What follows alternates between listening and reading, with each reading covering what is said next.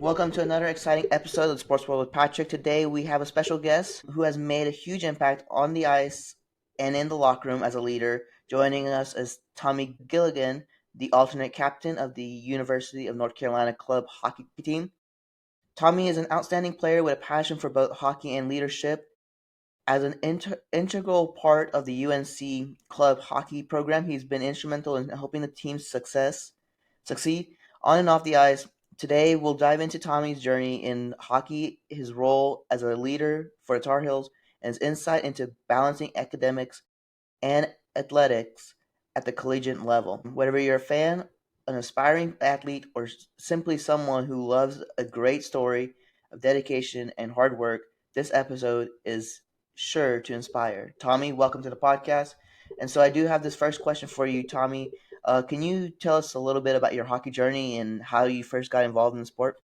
Yeah, first off, Patrick, thanks for having me. I appreciate the kind words as well. And yeah, hockey has definitely never come very naturally to me. I started off pretty late, I guess, probably around 8 or 9 years old. I started playing, and the way I grew up in New York, so it's a little bit colder than it is there than in North Carolina, but I grew up with a real passion for football. I got hurt or something, concussion when I was really young, and my mom didn't want me to play football anymore. So my dad was like, all right, we got to put him in a new sport. And he suggested hockey, which I'm not really quite sure how that kind of works with the injuries. You know, hockey's probably worse than football at times. But yeah, I just started playing for my local team. I played house league for I think a year for the Millbrook Knights out in New York, and kind of went up to their travel team and played there as a squirt, and then really kind of found my passion for the game with this team called the Hudson Valley Polar Bears,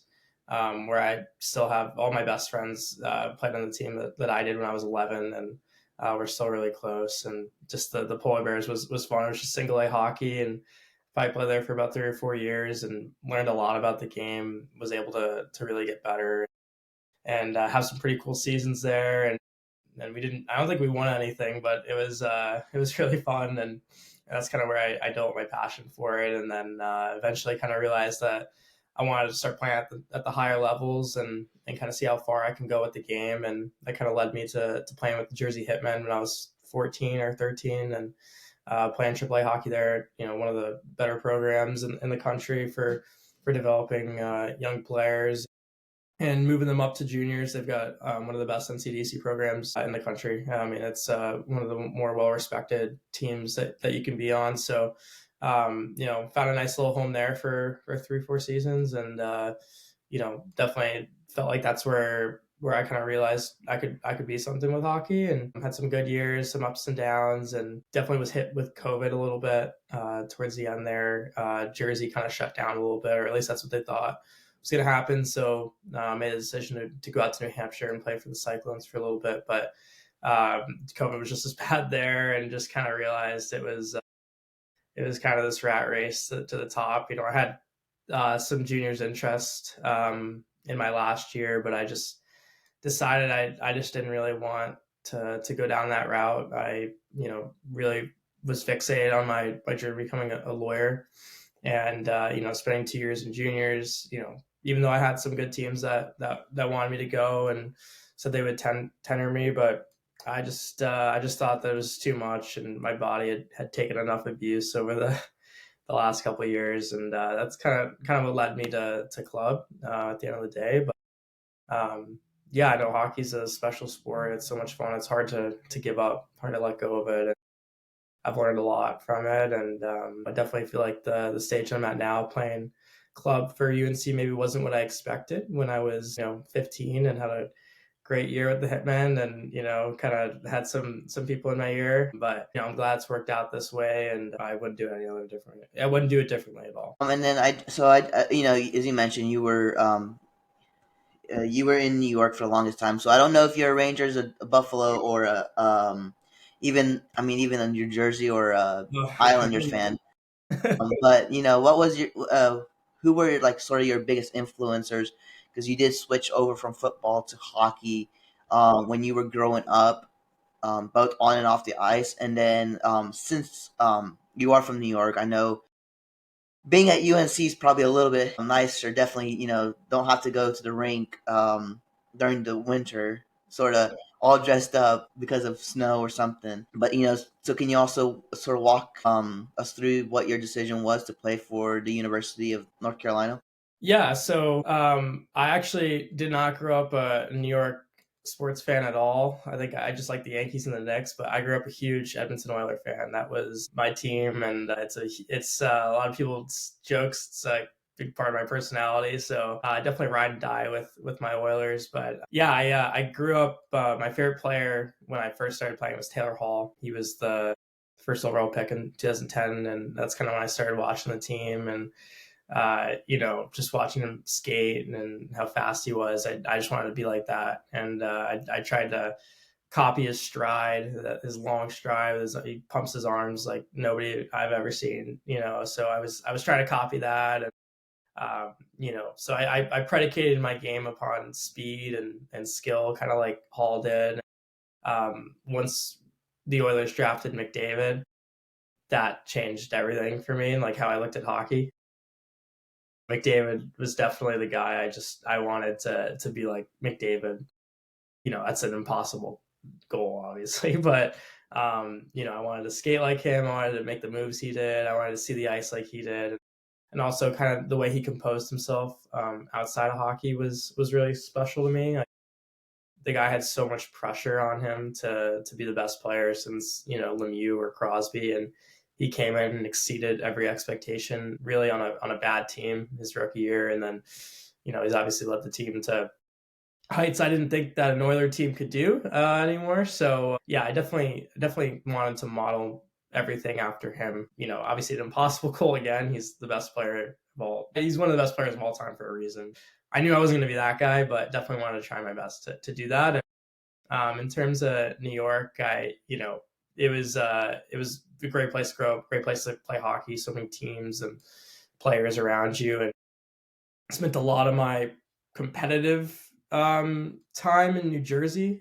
Went to high school in New Jersey for a year, and then obviously played for the Hitmen. So I was spending a lot of time in Jersey during high school.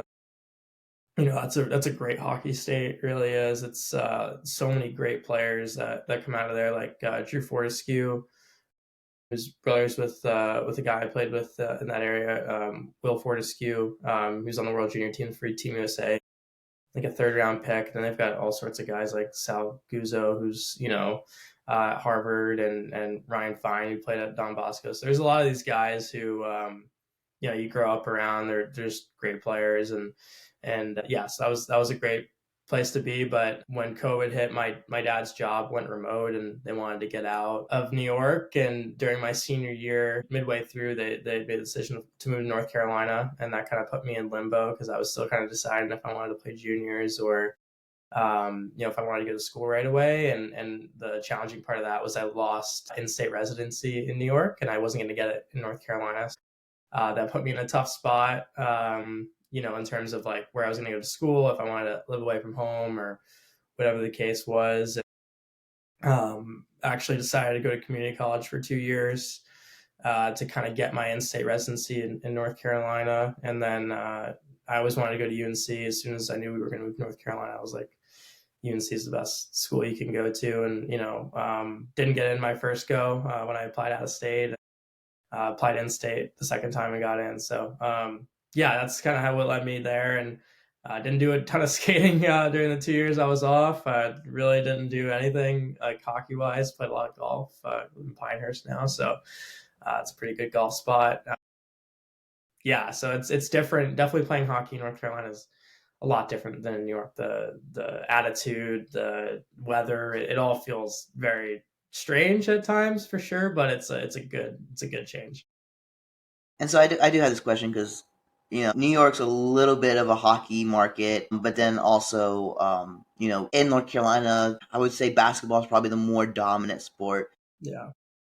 Did you ever? I mean, once you had moved to North Carolina, did you ever think about maybe I need to quit hockey and join the basketball teams here and see what I can do, or did you just sort of stay sort of on like that? Okay, I'm definitely gonna be in hockey. Like, it's because it's hard to find a rink in southern markets, obviously, because there's not very few rinks. But yeah, did you ever think about that?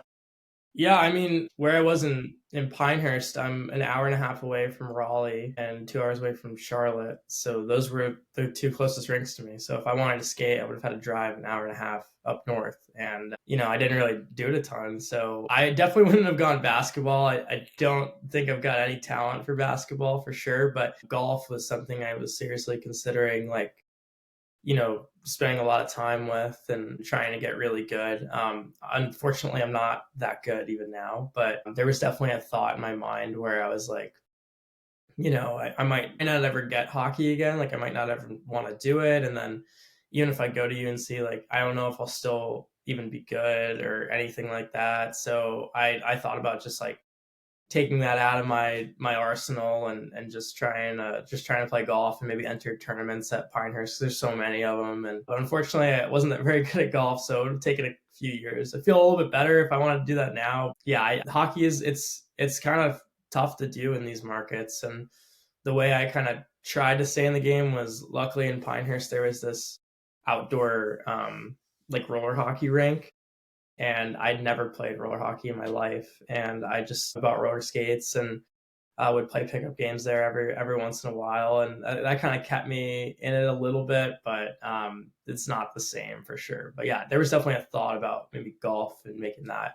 like the forefront of my athletic experience for sure. And obviously, as I mentioned, you're the alternate captain of the UNC club hockey team, and so you've played everywhere. You had your offers to go to junior hockey, but in the last 2 years, you started taking on this leadership role within the UNC club team. What does that leadership mean to you, both on and off the ice? And then, can you also tell me what do you think makes a great leader in the locker room, and how does it inspire you and your teammates?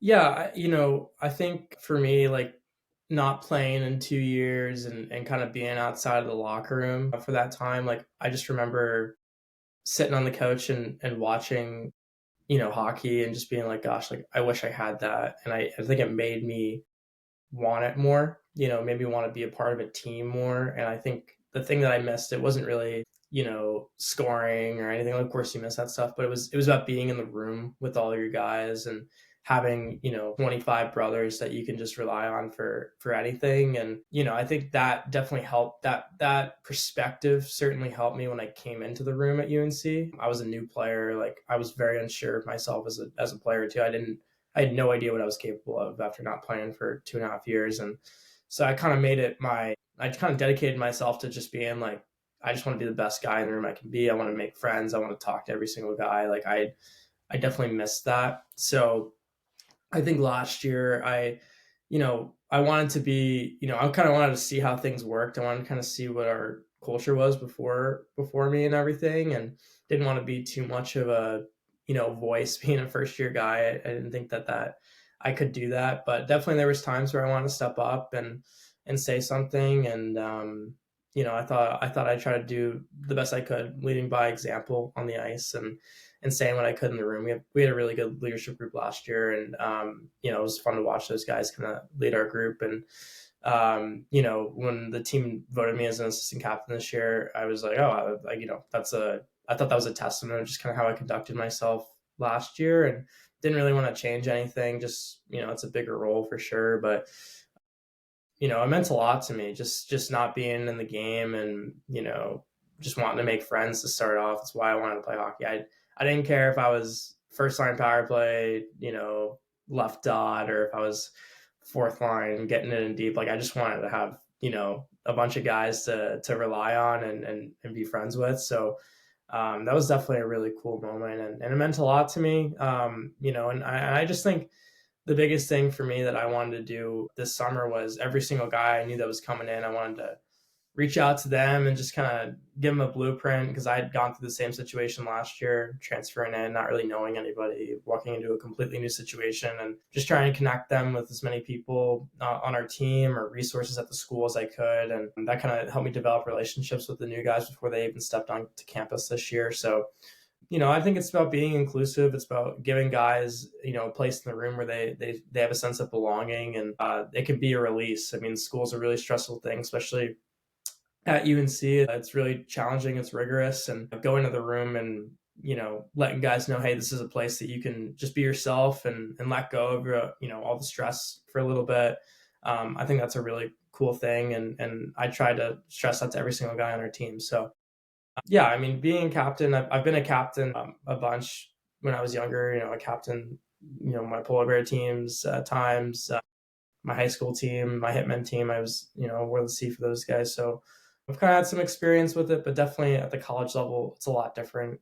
It's guys have so much more going on now. A lot more pressure. Guys are trying to figure out their internships look like, or whatever the case is. So it's more stressful, but I just try to be the best friend I can be to every single guy, and I'll let them know they can talk to me about whatever. So yeah, it's kind of the tenets of how I want to lead, and hopefully I've done that for our team this year.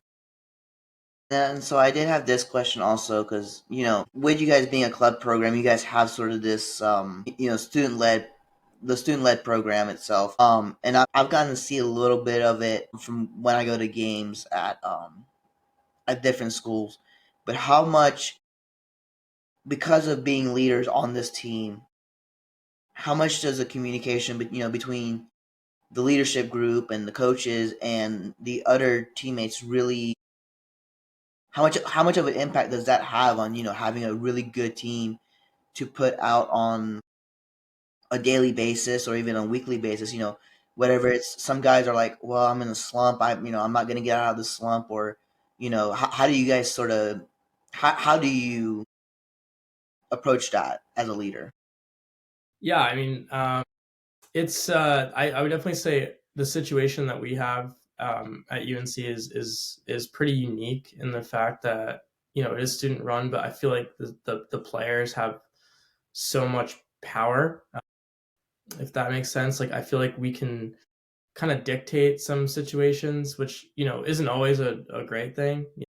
Sometimes I like to have things out of your hands for sure, but we have we have a huge voice when it comes to administration stuff and things like that. So, you want to make sure you're towing the line of being involved, but also kind of knowing like, hey, like you're a player, like you just gotta go out there and play sometimes.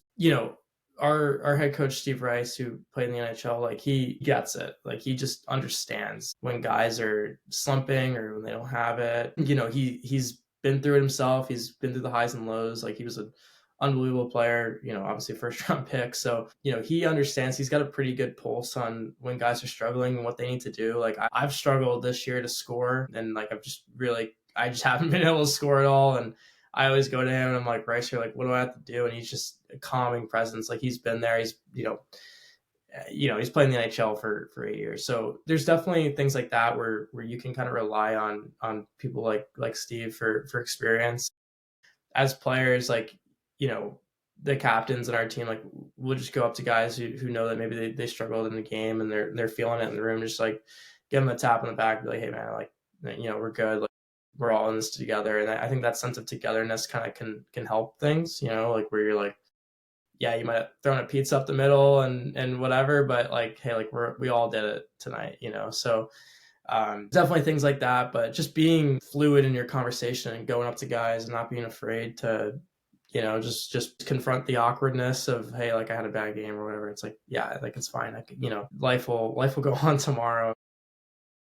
Yeah, we've got a really good support system here, and the players being as involved as they are and some of the administration stuff kind of it allows our team to kind of get comfortable with what we're doing, and everyone's kind of on board. It's a very democratic process, honestly, with how things work in our team. So I think that gives everyone this sense of involvement, and kind of helps you buy in to what we're doing, because we're all a part of it. We all have a voice to do something about it. So that happens on and off the ice, but definitely on the ice, you just want to be there for guys, and also kind of direct them to the people like Reiser who've, been there, done that, and at the highest levels.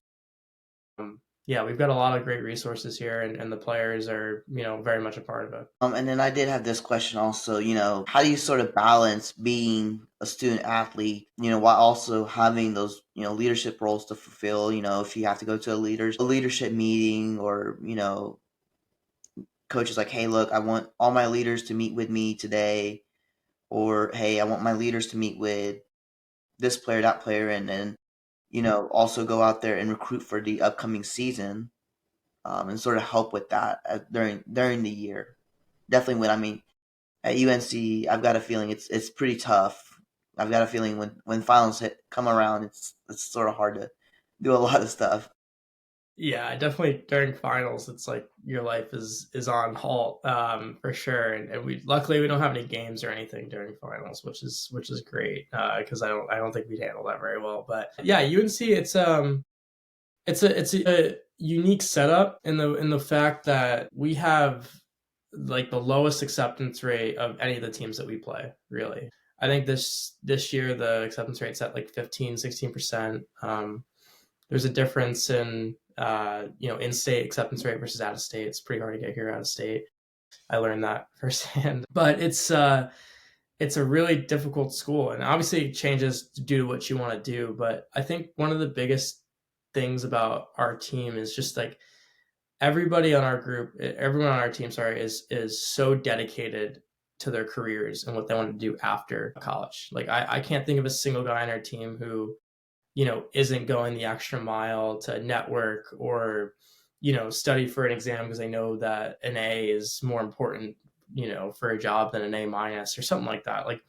Like there's a huge push towards academics in our team. And I think that's really, it's a great environment because even though we're all good hockey players and we love hockey and it's such a big investment of our time, like everybody prioritizes their school first. And that's just kind of what you have to do at a school like this. Like we all knew that coming in, that you go to UNC for this education. To say that you're a UNC grad, it kind of sets you up for a lot of things going forward. And every single guy on our team is so dedicated to advance themselves academically. So, there's a lot of, conflicting things with hockey, especially for guys who are on the board or, captains or anything. Like you're constantly, drawn in different directions. And it can be challenging to manage your time and to appropriate a certain level of focus to these things. I know for sure, like for me this semester it was super tough. Like I was taking the LSAT through the summer and into the last semester and studying for that every day, and then having to do my coursework, and then applying to law schools, doing my first assignment, like, and then playing hockey. It was a lot. It was a lot, but it teaches you a lot about time management, how to prioritize certain things. And although it's challenging, like we're all doing it. Every single, even guys, on every other team are doing it. I definitely would say it's can be more difficult here at times, just because we don't get any academic assistance from the school. Like we're not recognized as a Division 1 program, so it's not like we can miss class on a Monday for practice just because we feel like it. Like that stuff doesn't exist. So yeah, it's we're just recognized here as normal students who happen to play hockey. And that's kind of changing a little bit, I think, at times. But yeah, it's challenging, but it's a really cool experience. It's definitely hard, but it's worth it. You're going to class every day, you're studying, and then hockey's like a nice release for sure. But everyone's bought in to play. It's just academics will definitely come first at a school like this, and that's why you go here. I mean, it's a great education for a reason, for sure. And then, as you mentioned, it's sort of hard to get into UNC, for the school itself, whether it's out of state or in state. You know, obviously, your team dynamic is going to be very different from any other school. Whether it's even if it's in state, because I know Duke also has that. Sort of they're hard to get into also. But so, how would you describe the team dynamic there at UNC? And then what sets your team apart from the other teams in the Triangle area?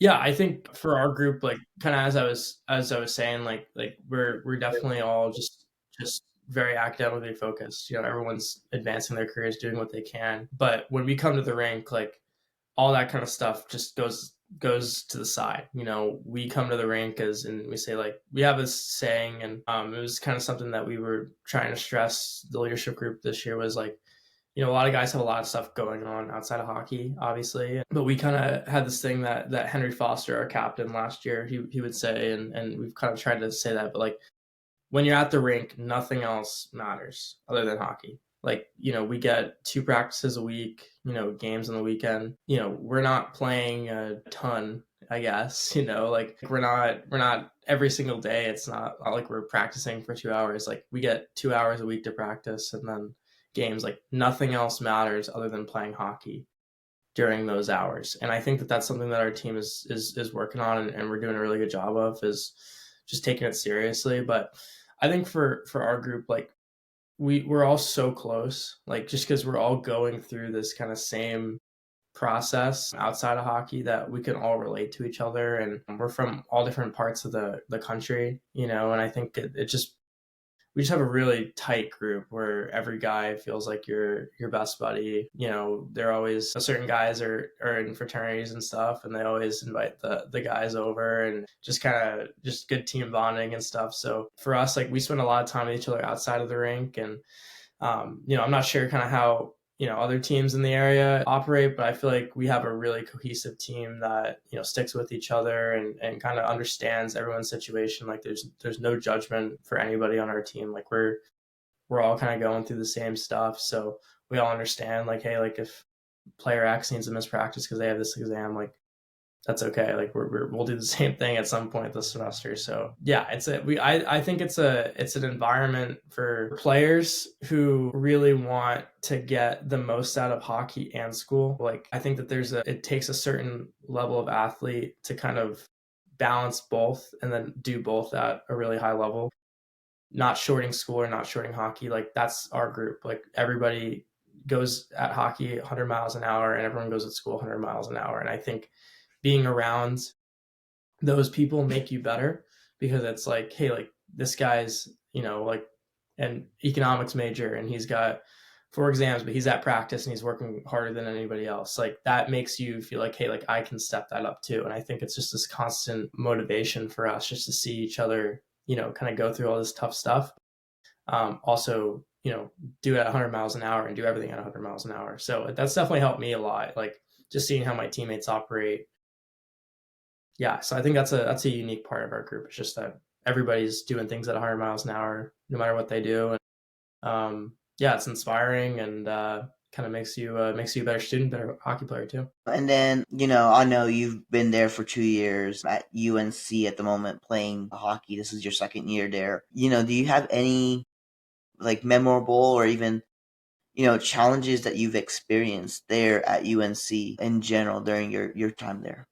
Yeah, I think challenges for me would just be all these injuries that I've accumulated here. Like I cannot believe some I don't know if I'm unlucky or if I'm just like just like the weakest person ever. But I think ever since the third game I played here, like that was the last game I played healthy. Like it's been a lot. Like I tore my hamstring last year, then I tore my labrum, and then felt bad. I got the break, then I tore my meniscus, and then at the end of last year I broke my back. So it's just all these things that just kept accumulating, and then having to recover from each of them. And then yeah, and this year I've played with the meniscus, and the back is still kind of feels a little weird. So I'd say like walking, like I remember after I broke my back, like walking to class. I don't I have this thing where I just like I need to go to class. Like it's very difficult for me to not go. So I insisted upon walking to every class with my broken back in like the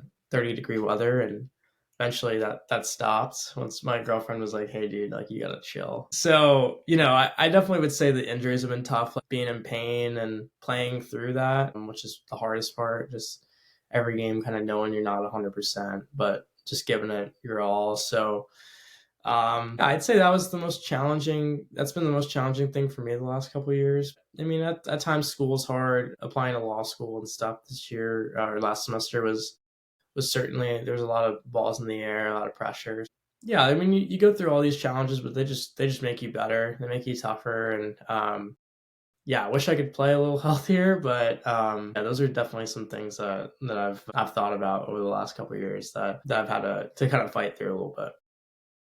And then obviously, like you mentioned, you had all these injuries after the third game of last season.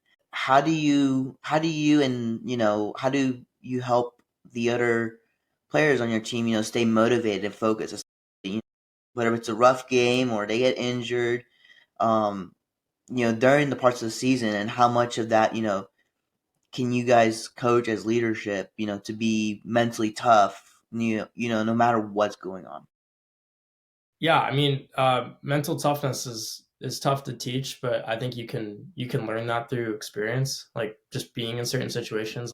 Kind of on display for our team's mental toughness was this year we were, first game or the game we played against State, which is like the hallmark game of our schedule each year.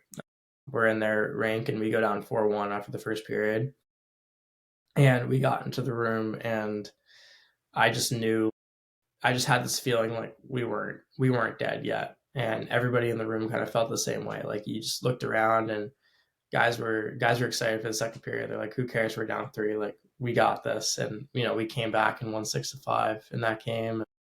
Um, that kind of to me was like, okay, like this team doesn't really need someone to say like, "Hey, we got this" or whatever. Like we just have that. Uh, that was the biggest game that we played to that point. And just to kind of go out there with that poise and composure was pretty cool. So I think our team has a lot of that mental toughness. Like guys are so driven and they want to win. They're very competitive. So with guys who go through injuries and stuff, like I kind of like I'll joke around with guys who get hurt. I'm like, dude, I'm still playing. Like, no, why can't you? Kind of thing. But in actuality, you're just trying to keep it light in the room. It's obviously like hockey's important, and we all want to win and all want to do great things. But we're playing the sport for a reason. It's supposed to be fun. It's supposed to be something for us to kind of have this experience. Play hockey in college, and it's an addition to all the other things that you get to do in college. So you try and keep it light. Try and don't let guys get too down about the game because we're all in it together, as I said many times. So yeah, you just want to be together with these guys and kind of know like we're all going through it, and there's plenty of examples of mental toughness around the room, and everyone exhibits it in different ways. Yeah, it could be challenging for guys who are in a slump, but definitely just kind of let them know like we're all doing it together. And then being at such a big school like UNC, where academics is sort of the big thing that is sort of pushed to the front of uh, students who are there at UNC. What does it really look like for you guys? On a typical week. For training. How do you guys sort of throughout the season? Because you guys do only practice twice a week. How do you guys sort of get those personal skill developments that you guys work on? Because I'm pretty sure the practices are pretty short. And what's the routine to stay in top form and even sort of balancing academics with hockey? Yeah, it's definitely not the same setup as a Division 1 team or anything like that. Guys have their class loads anywhere between like 8 a.m. to 5 p.m. Some classes kind of run a little bit later. So from that time period, 8 to 6, you could be in class, you could be doing all these other things kind of rooted into your academics. And so some guys will have to kind of find some time to go to the gym on campus, in between classes or something. And then we practice Monday. So, Monday would just be like you're doing school, maybe go to the gym. And then we have team lifts on Mondays and Thursdays, which can't always be attended just because of the time with classes and people studying. So, that's an option that we have each and every semester. But yeah, you're just kind of dialed in for school for the work day, the 8 to 5. Afterwards, you got practice at 9:15 on Mondays, and Tuesdays kind of the same thing, like in class the whole day, and no practice Tuesdays, but on Wednesdays we do. So, really, it's you have to kind of do it yourself. We have the gym on campus open from Monday to Thursday, like late at night. so we can go there as a team. But if you can't make that, you got to kind of find time to run or something, whatever you need to do to stay in shape, sometime during the day in between your classes or in between your studies. That part of it's a little challenging because it does make it up to you a little bit. And every year we're kind of finding new ways to let the school us do more team activities. So having like the gym open for us for our team only was something that came in last year that was really good. We're you have to kind of figure it out yourself sometimes, but every guy does it like in different ways. Like some of our guys like to run a lot, some of our guys lift pretty heavy, like whatever kind of works for you. So besides those two practices, it's really up to you to kind of figure out how to do it. For me, I spent a lot of time in the UNC treatment center, trying to get my injuries all rehabbed up. So we do have access to the same treatment center that all of our D1 athletes have. So that's really cool. And that's where I spent a majority of my time this year and last. So yeah, it's we have a lot of great resources for sure, but it definitely is, you have to be kind of self-dependent. And then, going back sort of to the injuries, the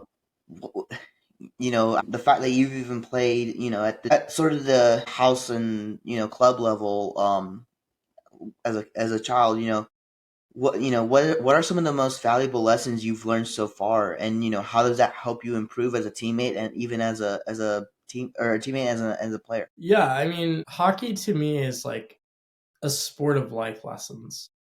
Like you learn so many different things through hockey that apply to your life, just like the resolve, the dedication, overcoming obstacles, like all these things you face in hockey one way or another. Maybe it's like sometimes it can even just be in a play, like you can find these parallels to your life all over the place. And, for me, it's like hockey has taught me so much about myself, how I respond to certain situations, how I think through things. Like hockey has given me the blueprint for kind of how I think and how I have responded to certain things. So the game's given me a lot. And I think some of that perspective, I just try and glean on my teammates, especially the younger guys who maybe didn't play at the high, as high levels I played or going through certain things. Like you can always find something in hockey that can, transfer into your life skills or whatever. I think the biggest thing for me that I've learned with hockey and that I try to do is adaptability. I feel like you're constantly adapting to new situations. You're adapting to plays. You're adapting to coaches. You're adapting to new teammates. You're adapting to new systems. Like there's so much adaptation in hockey and in your life. Like that's what you're doing all the time. I had to adapt to this new environment of school and UNC and everything. And you're adapting to new people and everything like that. And you're gonna have to adapt to a new job and all these things. So I think if you go into hockey like trying to be like, okay, like yes, like this is something I'm doing with hockey right now, but how can I transfer this into something I'm going to experience years, in the future? I think that there's a lot of different things that you can use from that. So I've definitely learned to be adaptable, to be like go into things with a very open mind and honestly be okay with failure at times. You're not going to score 100 points every year, like you want to, but it's not going to happen every year. So yeah, I definitely think that there's things like that, just adaptation and almost being okay with failing and what you can learn from your failures. I think those are all things you learn from hockey and something that every single guy on our team has gone through at some point, and I think it makes them stronger as people. And then, obviously you've played and you had offers to go play junior hockey prior to going to UNC. What's the biggest difference that you've found that playing at the club level compared to the hockey that you were playing in New Jersey and in Connecticut, sort of? Yeah, I think the biggest thing for me is like how the game is organized and how it's played. I think that sometimes with Acha, the game can kind of feel a little unorganized and a little erratic. Whereas I feel like, playing AAA and some of those higher levels, like the game kind of plays to your expectations. Like you can kind of understand like what moves certain guys are going to make, or if they're going to dump this in, or kind of something that they're trying to do because they're kind of thinking the same way as you. Whereas in Acha, like sometimes teams don't really have firm systems in place. So guys are kind of running around everywhere, or they're not able to talk through certain plays as in detail as maybe, we did playing tier one. So I would say the biggest difference is just for me at least. I mean, it's just the organization of the game. And I think it can be difficult for really good players to adjust to as well, especially if they're used to playing a certain way where the game is very, orderly. Everyone's playing their systems, everyone's playing their role, whereas at the Arch level, that's not always the case. So I definitely think that it can be actually difficult for some people to adjust to that. And I would totally put myself in that bank. So yeah, I definitely say that's the biggest difference. And then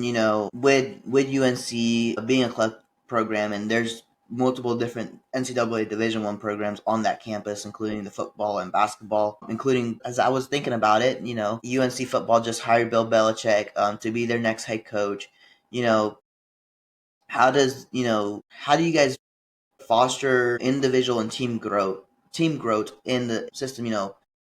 What sort of makes the system even special? And then can you sort of talk about the importance of what club hockey plays at UNC, with the overall athletic culture of UNC? Yeah, it's definitely different than the big programs, the money making programs. We don't have the same advantages that maybe they have outside of the classroom to kind of miss practice or miss class to go to practice or anything like that. Or you're obviously not as notable either as an athlete. So there's definitely those big differences, but I think that's kind of nice.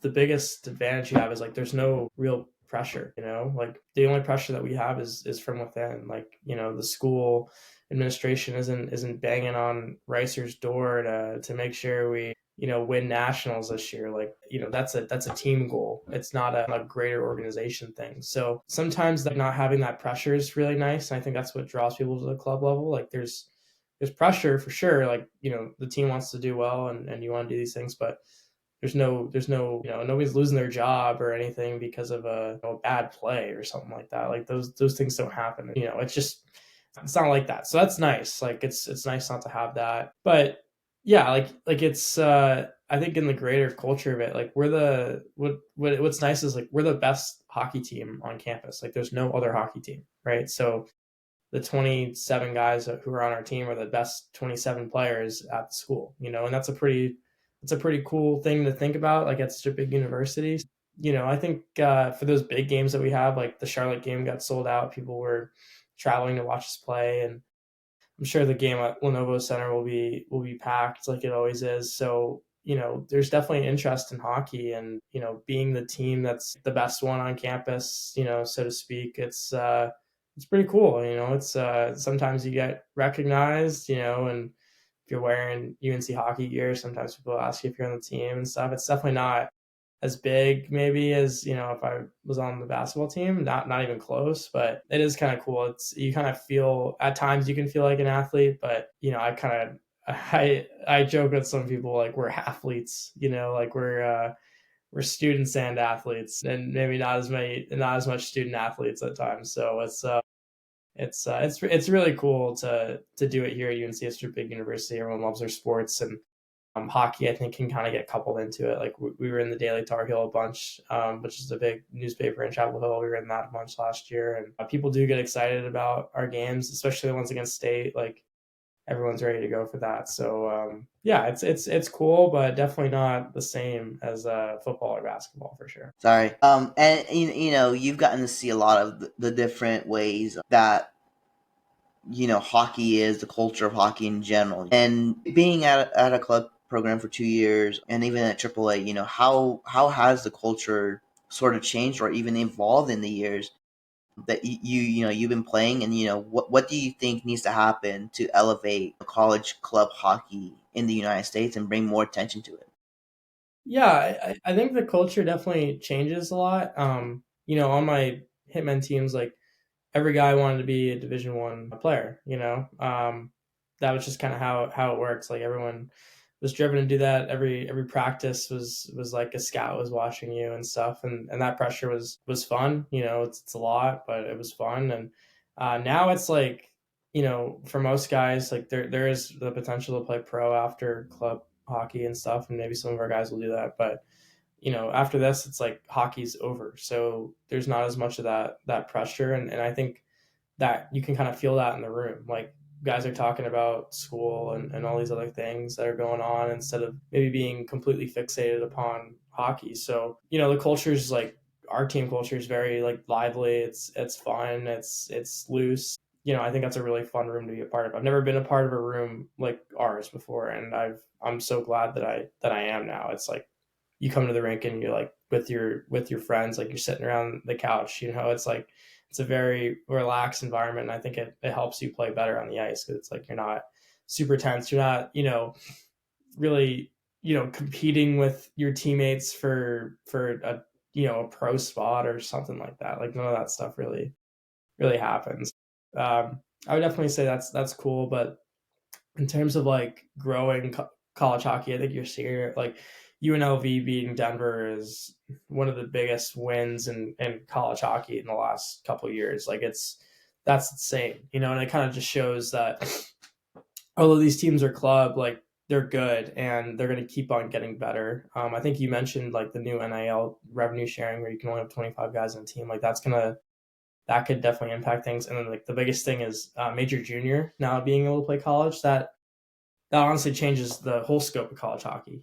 So that's going to mean that a lot of really good players are going to play either Division 3 or these for club teams. And there's going to be a lot of really good talent that maybe would be Division 1 players normally, but they just kind of get shaken out of that situation because of the major junior guys. So you're going to have these really good players playing on these teams that maybe you wouldn't expect them to. So that's just going to bring more validity to the competition that already exists. Like it's just going to keep getting better. And ACHA Division 1 is pretty much like Division 3 for every other sport because D2 is kind of small in hockey and D3 is the bigger one. So it's real. Just because it's not NCAA, that has nothing to do with the talent. It just has everything to do with schools administrations and if they can approve and pay for another Division 1 team. And then obviously, uh, you grew up as a young player at the rink all the time.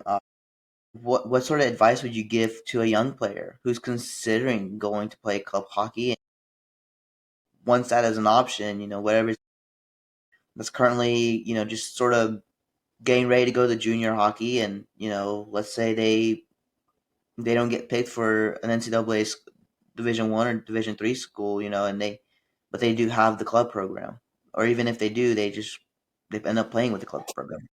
I think it's changing so much with these club teams. And I think the great part about club is, some of the pressure that we talked about is alleviated off of you and everything. But for me, it's like getting to play at a big university, especially like UNC, and having a great club team and an unbelievable education, like that is incredible. Being able to do all those things at once.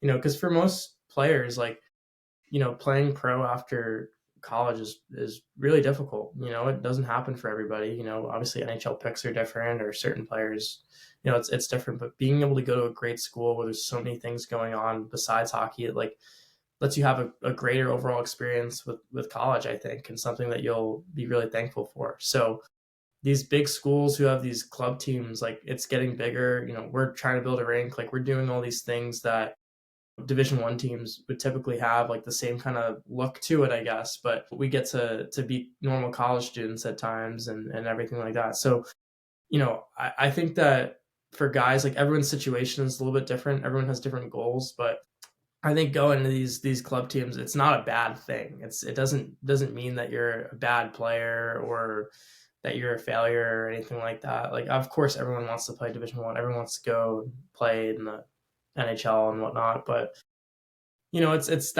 that's really hard. It only happens for a select few individuals. So you have to evaluate your situation. But I think just being able to go to these awesome schools while also playing hockey and while the hockey keeps getting better and the competition is really starting to strengthen. I just don't see how that can't be an option. Especially you see UNLV beating Denver. Like these teams are really good, and there's a reason that they're there. And I think it's again, everyone's situation is so different, but it would be really hard to pass up on certain programs for sure. And then, as you mentioned, you guys are in the process of sort of building a rink here, and I'm gonna share my screen here with you because I do have that. Give me just 1 second, sorry. But you mentioned it. Let me see if I got it up for it now. Do you see my screen yet? No. Okay. It looks. I'm sorry. It looks like it's not gonna work today, but I do want to sort of talk about this a little bit. You guys are building the rink there, and I do see, the plan for right now is sort of to build it in Chapel Hill. You guys will have the bar and grill, and then of course you guys will have the dedicated spaces for both you guys and of course all of the other sports there, including figure skating at UNC. So it's sort of that having that situation. Actually, do you see my screen now? Yeah, I got it. Okay, so yeah, so as we're talking, you know the arena at Caraway Village, you guys are at the moment sort of looking to fund this. Of course, it's an easy 10-minute drive, as you've mentioned before, to campus. You get a free bus. Obviously, this rink is going to be about 3,000 seats. It's sort of being built in North Carolina. In a few months. These pictures look really really good. I'll tell you that. But obviously, you guys are going to have this facility eventually here, and you'll have the 4 locker rooms, and the bar and grill you guys will have. You'll be hosting the training facilities, the figure skating, your women's ice hockey program that you have there. Concerts, high school graduations, teams, and sort of all that. As of right now, it looks like you guys are so you guys will be buying the land very soon here, hoping with the funding that it does go through. And you guys will end up opening the arena in, it looks like, the spring of 2028, and then for the fall you guys will be able to play in 2028. Can you just sort of speak on that in general? Yeah, I mean this is a huge project, and it's going to be absolutely huge, not just for our program but also for hockey in North Carolina. There's a very limited amount of rinks in our area, and we've kind of experienced that over at the Orange County Sportsplex, where we're playing at 10:15 just because there's so many different teams, and it's really hard to kind of get a bunch of teams involved. So yeah, this rink is going to give us a home. It's state of the art. It's beautiful, and um, yeah, it's just going to change everything about how UNC hockey is viewed. I mean, having this rink is going to be awesome, and hopefully it happens. But it's we definitely need all the fundraising help that we can get, and we've got a great group doing that with Colin Wall, our GM, has been kind of leading this project and doing an unbelievable job, rounding up support and knowledge about it. Um, yeah, I mean this is obviously a huge project. It's going to take a few years, but there's a lot of people invested in UNC hockey, and the more help that we get, the sooner it's going to be actualized. Um, yeah, hopefully this comes to fruition in the short future here. Yeah, definitely would be awesome for the school, and then for local teams in the area to kind of have a new rink to play at, and yeah, it would be incredible. So it does look like right here, I'm guessing that's gonna be the Zamboni door right there, from what it looks like.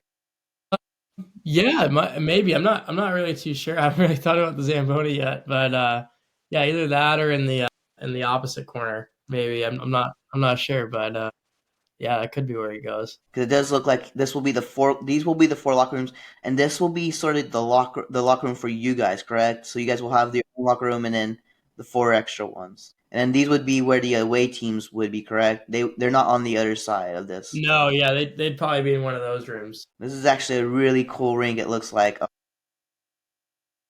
Hopefully, one of these days it does end up happening for you guys. And then, I sort of do want to go with this, since we're talking sort of about the future of UNC hockey. What are some of your personal and team goals for the remainder of this season? And after your time at UNC, or what are your what are your long term goals in hockey? Is it eventually to be a coach, or maybe go professionally, or even sort of work in the front office of a team? Yeah, for our team this year, we want to kind of get off to a better start this semester, and really didn't play very well during our outdoor game, unfortunately. But I think just kind of getting off to a good start, finishing off the regular season really well here is important, and then having the Governor's Cup February 2nd at Lenovo Center in Raleigh will be definitely the game that everyone's kind of got circled on their calendar. We want to win that game. So, yeah, just kind of keeping our goals short right now, and just kind of seeing what's ahead of us. Building our game for the rest of the regular season, and then preparing for that game is going to be really awesome. And then we want to win the ACCHL in the playoffs this year.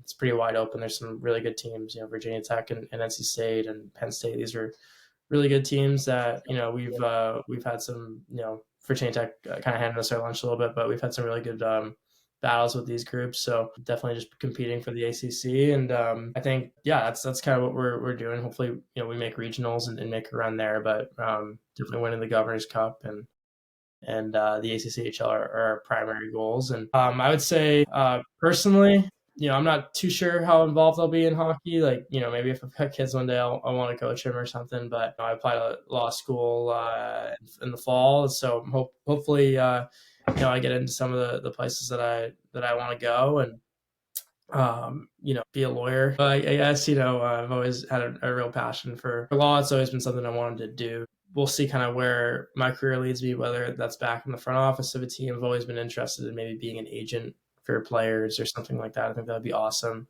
It's difficult to break into, but we'll see. Like there's always a possibility that I could want to work in hockey. It's my passion, but definitely want to be realistic with that. So yeah, we'll kind of see where it takes me. But personally, thinking about law school next fall, and doing well in those classes, and getting ready for my career, and maybe some kind of transactional work or something like that. So we'll kind of see where it leads me, but definitely have an open mind. And then, every player wants to leave their legacy at their alma mater. What's sort of the legacy you hope to leave behind for, players who will end up coming to play for the UNC club hockey program in the future? Yeah, that's a great question. I think for me, I just want to kind of be someone that guys could kind of you know glean some sort of lessons from, maybe in terms of leadership or something. Like, I hope that the younger guys who are going to kind of rise up this team and everything, and lead them, can kind of maybe see something I did as an example or something like that in the room, or just maybe the dedication to the team. Me and some of the guys know kind of some of the injuries that I've played through and stuff, and I do it because I love our team, and I want to compete with the guys. And maybe that's something that's inspiring to a player or something, just the dedication to the team. So yeah, hopefully I've tried my best to live and breathe this team, and do everything I can to help us out. And yeah, hopefully some that inspires somebody who's younger than me, that wants to do something similar. But yeah, it's a great question, but definitely just hope that guys remember me for being a good guy, and doing the right things around the rink. So And so I sort of do have two questions here, sort of together. So and these are sort of the fun questions here. If you could have dinner with any hockey player, past or present, who would it be and why?